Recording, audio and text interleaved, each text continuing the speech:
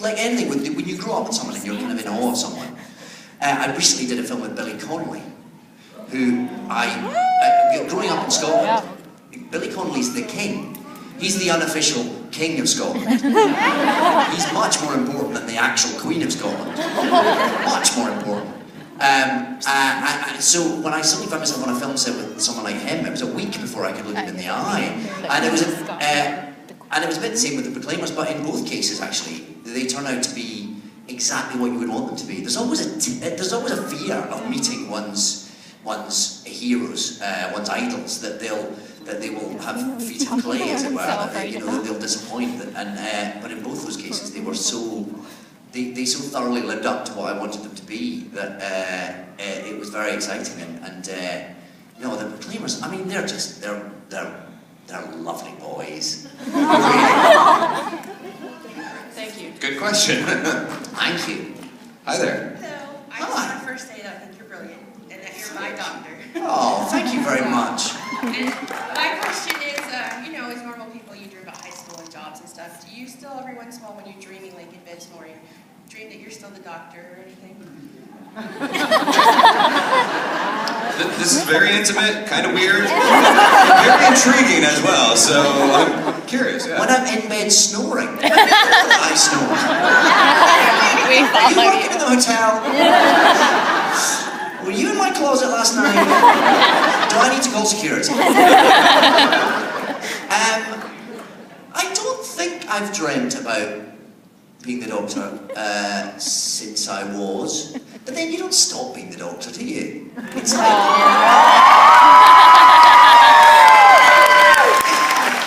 like being President of the United States.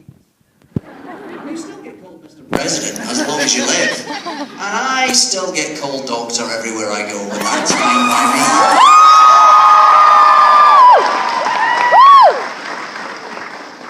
Well, there you go. Although, no weird dreams, sorry. No dreaming, just living it. Mr. Tennant, thank you so Please much. call me David. In the South, we always say Mr. I know, but it makes me feel like I've done something wrong. All right, David, thank you so much for coming. Thanks we for having appreciate me. that. And I want to briefly ask you, I saw you in Recovery, and that was some of the best acting I have seen in my life. And I want to ask you, how did you prepare for that role? It was so emotionally wrenching. Well, Recovery, for anyone who hasn't seen it, which is probably most of you, it was a TV film made by the BBC about someone who's suffering from a brain injury. I prepared for it by meeting people who'd gone through that, really, and by meeting people that their families and people who work with them, and carers and charity workers, and you just meet people and you talk to people, and you rely, of course, very heavily on the script, which is beautifully written by Tony Marsh, and you just hope that you can do that justice, really. Obviously, when you're doing something like that, you have to be respectful of the facts, and you have to make sure you know what you're trying to achieve. But then you also have to take the leap into the fiction of the script as well. It had to be emotionally draining. Well, I guess if you telling stories like that should be to an extent, yeah, and it would be disrespectful to the people whose stories you are telling if it weren't. But then that's part of the job, and that's what we do, and there's also a catharsis in that, in going to those places, so I'm not going to complain about that. It's just part of what I do, and I'm very privileged to get to do it. Thank you, sir. You're brilliant. Thank you. Thank you very much. Hello. How are you? John Barrowman was here recently at a con. I'm so sorry. While he was here, Did he keep his trousers on? as far as I know, yes. Okay. Unfortunately. But while he was here, he placed a phone call I bet he did. to you. Oh, yes! I believe he left a shouty message to you. Yes. Uncivilized. That was from here, was it? That was from North Carolina. Was it really? I didn't realise that. Yes, I did. Do you know what? I nearly picked up. I late and went, "Oh, is John coming? What's that all about?" And then I listened back and went, "I'm glad I didn't pick up that." I thought We're not going to just start calling everyone. There's my phone. Well, what's your question? Here's my phone. It really wasn't a question. I just wanted to mention, I think he's in LA right now, where the local time is currently shortly after 8 o'clock in the morning. I don't think he'd appreciate that. But how do you know where John Barrowman is? That's where he is all the time. Is there an app? Have you seen that man's Instagram feed? He posts a lot, so we all know where he is at any point in the game. I must sign up. Thank you. Hello. Hello. Hi. Yeah. Are you wearing a kilt? Yes, I am. Well done. What's your tartan? I'm wearing the Black Watch tartan right now. Oh, I was yeah. a best man in a buddy of mine's wedding a couple years back. Very good, very It was good. a Highland wedding. Yeah, great. And my question is, with the growing popularity of social media such as YouTube, that's given rise to parody videos. Like, there's been some that have been Doctor Who related, like The Hillywood Show and Epic Rap Battles of History. I was wondering if you've seen any of those, and if so, what your opinion is on them. Epic Rap Battles of History is a great favourite of my son. So I've seen them a lot. On a loop. He's thrilled that I'm on there. I think he's thrilled. Yeah, I've certainly seen the one in which my character appears, and it's very funny. I mean, the Hilly. Is that the girl who dresses up as me? Yes. Yeah, I have seen that. It's extraordinary. Brilliant. Yeah, amazing. Two sisters. It's sisters, is it? Right. Is she here? Where is she? Yeah, no, I mean, it's a whole new world, isn't it, of ways that we, that people can get creative and put stuff out there, and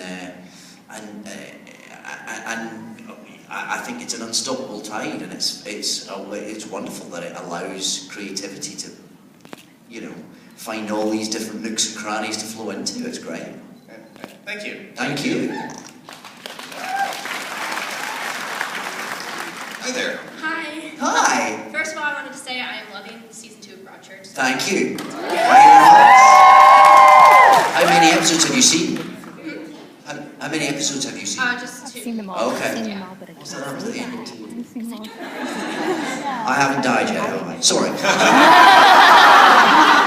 Don't die, I've seen them all. There's a season 3. I might be winding you up. I might not.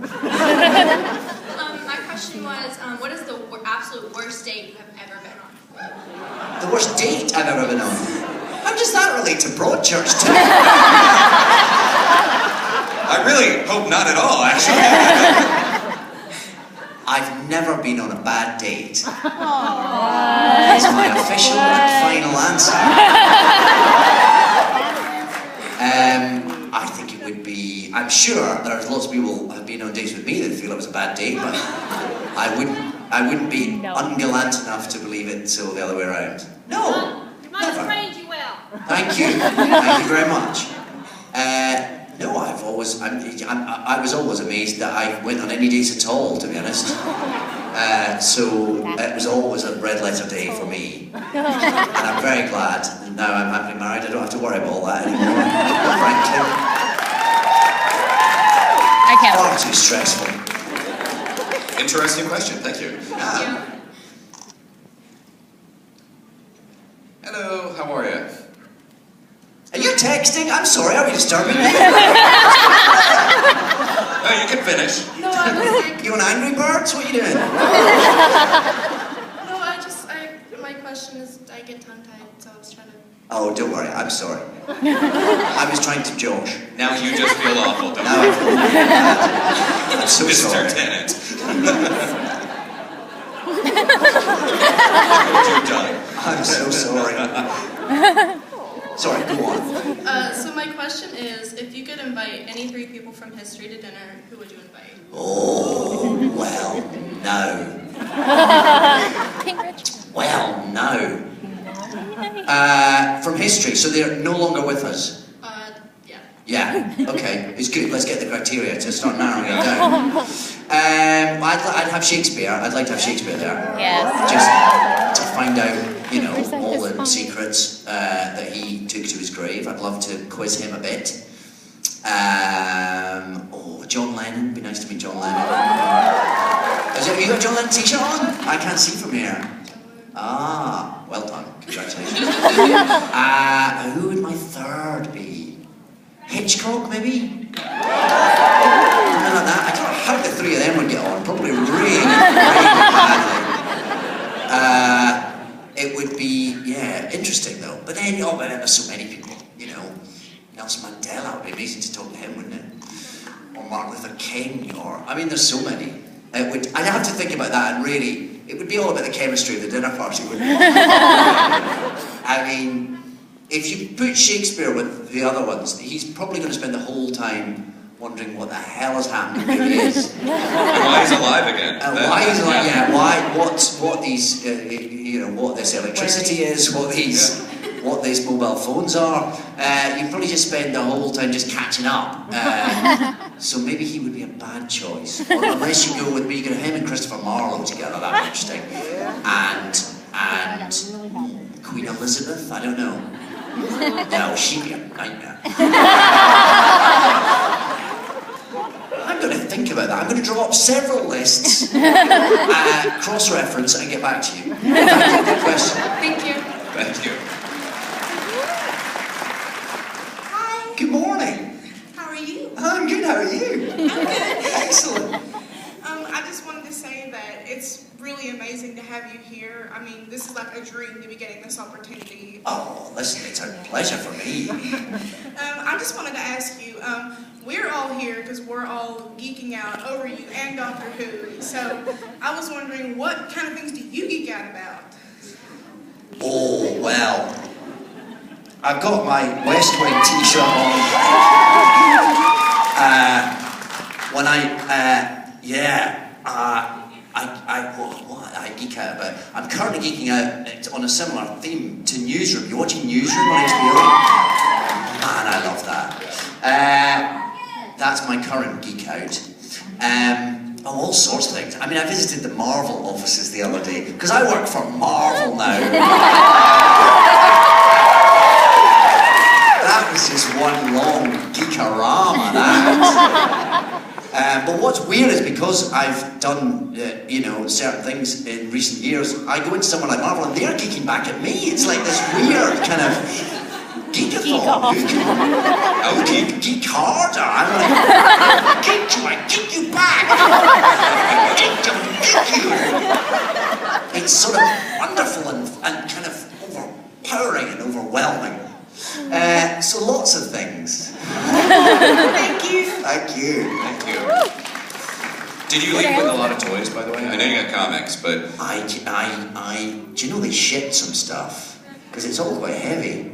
And I don't live in New York, but a big package arrived in London for me. I love Marvel. Hello there, little sir. How are you?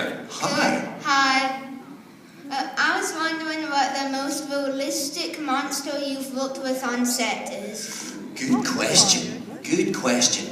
The most realistic one probably is the Daleks, because they're completely realised in front of you. Whereas with most of them, there's an element that's added afterwards. Some of them are completely done in a computer after you've finished. So you act with either a man in a green suit or a ball on a stick or something else. And it's all put in afterwards. But the Daleks happen in front of you. And of course, they don't look like a man in a suit. They move around, and the guys inside move them with such grace and elegance that they whiz around. The lights flash as they talk. It all happens. Nothing's added afterwards. So they are pretty great to act with, actually. You can play a proper scene with them. And then Davros turns up, and it's the same. You can play a proper scene with him, and when you've got Julian Bleach being as extraordinary as he was in that part. Yes. Wouldn't it be good if he came back? I think probably they're the most sort of, because they're right there, and because they're the Daleks as well. So they're kind of, they're just happening in front of you. That's very exciting. Okay, thank you. Thank you.